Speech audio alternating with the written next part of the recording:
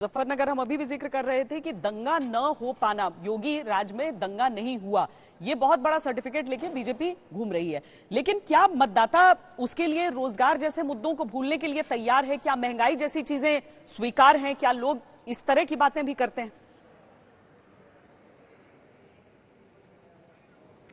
देखिए श्वेता, अगर मैं मुजफ्फरनगर की बात करूं तो गन्ने के मिठास के लिए ये पूरा का पूरा इलाका जाना जाता है और गन्ने के रस से किसका मुंह मीठा होगा ये अपने आप में बड़ा सवाल है। आपको ये भी बताते चले, गन्ना जिन्ना इसके साथ ही रोजगार को लेकर भी तमाम बातें हुई और सबसे महत्वपूर्ण बयान जो इस दौर में हम सब ने देखा वो था, एक तरफ मई जून में इसको शिमला बना देने का तो दूसरी तरफ था चर्बी उतार देने का। इन बयानों की भी अग्नि परीक्षा इसी मुजफ्फरनगर में होनी है। एक तरफ जहां बड़े बड़े नेता संजीव बालियान का ये इलाका है तो दूसरी तरफ जो टिकैत बंधु हैं उनका भी ये इलाका है। महत्वपूर्ण रहेगा देखना, लेकिन जिन लोगों ने वोट डाली है जरा उनसे हम जानते हैं मुद्दे कौन से रहे जिनको ध्यान में रखते हुए आप वोटिंग के लिए पहुंची हुई थी। जी मैम। किस मुद्दे पर वोट डाल के आई हैं आप? मैम, हमारे हमेशा वोट डालने का मुद्दा रहा है कमल का फूल। हमने हमेशा कमल का चलिए फूल। ठीक है, यहाँ पर अपने अपने ठीक है वो मुद्दे नहीं बल्कि वो बता रही हैं कि किसको वो वोट डालकर आई हैं यहाँ पर। लेकिन आपको दिखाना चाहेंगे चुनाव आयोग की ओर से किस तरह की व्यवस्था की गई है। यहाँ पर ये महिलाएं बैठी हुई हैं, सबके नाम नोट कर रही हैं, बाकायदा यहाँ पर चेकिंग की जा रही है क्योंकि कोरोना के तमाम गाइडलाइंस प्रोटोकॉल का पालन करते हुए ये लोग आप देख पा रहे हैं। और अंदर की तरफ आगे जाने पर वहां पर वोटिंग कतारों में लोग खड़े हुए हैं, लेकिन जिस तरह के उत्साह की उम्मीद की जा रही थी, देखिए यहाँ पर इस वक्त चेकिंग चल रही है और बाकायदा सभी को चेक किया जा रहा है कि उनका टेम्परेचर क्या है, बातचीत होती है और फिर उनको अंदर जाने दिया जाता है। यहाँ मुजफ्फरनगर में जी तरीका ही बदल गया है कोविड के समय में वोटिंग का।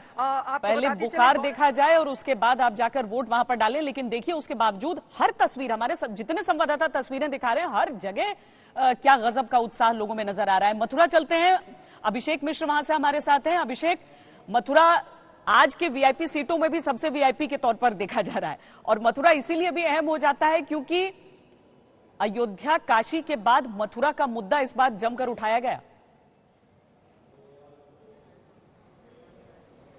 देखिए बिल्कुल श्वेता, और यही कारण है कि मथुरा सीट इस बार कई मायनों में महत्वपूर्ण हो जाती है, न सिर्फ मंदिर के लिहाज से बल्कि यहाँ के मुद्दे भी ऐसे हैं जो लगातार इस चुनाव में सामने दिखाई दिए। हमारी मौजूदगी वृंदावन में है, कहते हैं वृंदावन में रहना है तो राधे राधे जपना है।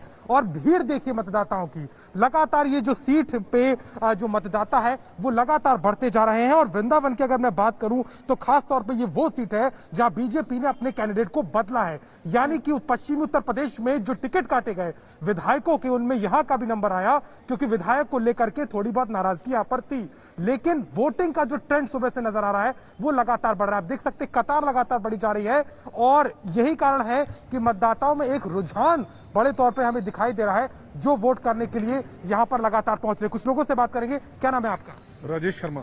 ये बताइए क्या मुद्दे हैं वृंदावन में? काम हुआ है 5-6 सालों की स्थिति क्या है? विकास हुआ उनका, हुआ है बिल्कुल। तो इस बार का चुनाव विकास पर ही है। विकास पर आपके मंदिर भी चाह रहे हैं, लौटते हैं आपके